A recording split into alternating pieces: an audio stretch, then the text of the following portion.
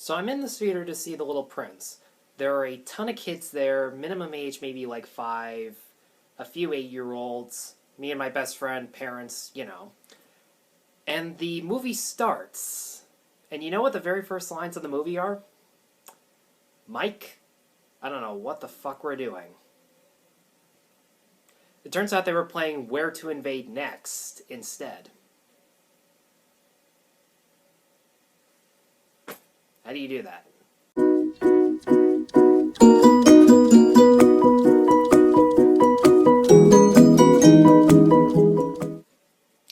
Hi, I'm Tyler, and I'm here to let you know that The Little Prince is no perfect movie.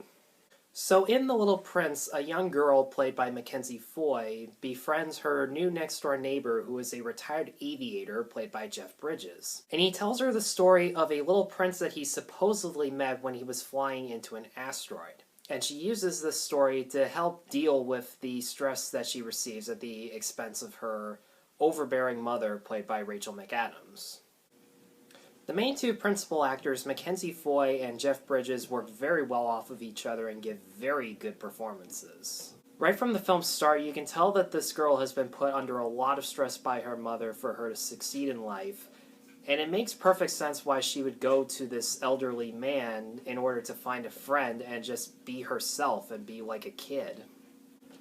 Her mother gives her this ridiculously implausible study schedule for her to do over the entire summer.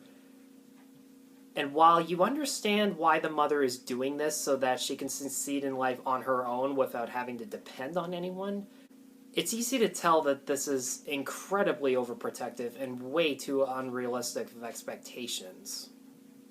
And while Jeff Bridges' character even tells this girl that there's absolutely nothing wrong with growing up, what matters is that you remember the good memories you have interacting with people, because they don't last forever. And the animation does a very good job at illustrating these themes of how when you grow up, you start to forget what it is to be a kid and to have those human interactions with other people because you're so busy working or doing school or anything like that. Every house in every neighborhood looks the exact same. The characters' clothing are all very dark muted colors like black or purple. And when she enters into the aviator's home, it is the only home that looks different from every other one. It is the only home that has a variety of different colors, a variety of different styles of furniture. Little things like that illustrate how different of an experience it is for this girl to meet this aviator and become friends with him. And whereas those scenes are done in very colorful and very detailed computer-generated imagery, the scenes featuring the story of the Little Prince are told in very well-done stop-motion animation, with a variety of celebrity cameos and a few unknown actors who also are so committed to their performances that a lot of them are just unrecognizable. Riley Osborne, for the most part, is good as the Little Prince, although a few of his lines felt a little flat, but he is a kid, so I don't really hold that much against him. There are actors like James Franco and Albert Brooks who, again, are so committed to their performances, I don't see them as actors playing characters. I see the characters right there.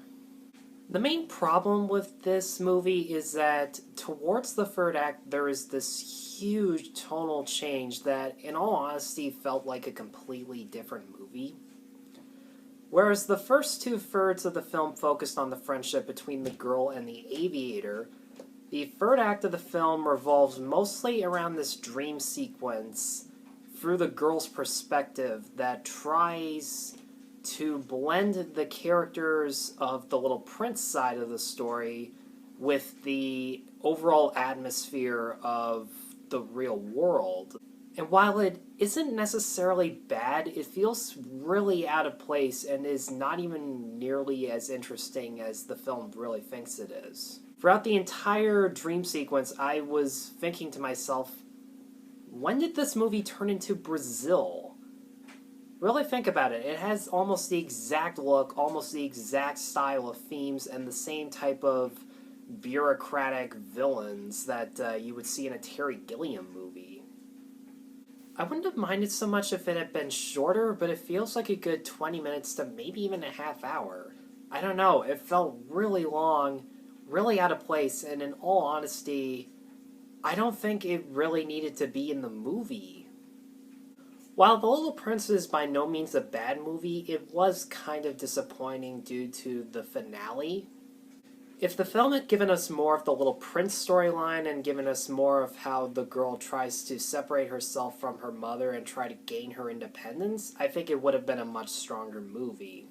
Because both of those elements are very good. Both stories are well acted and both of them are very well written. But considering the film's ending felt very different from the rest of the movie, I can't really say it was good all the way through. I would recommend seeing this movie, but I would wait until it comes out on DVD or Blu-ray before you would even bother to check it out. I'm going to give The Little Prince 3.25 out of 5. On behalf of NoPerfectMovie.com, I'm Tyler. See you next time.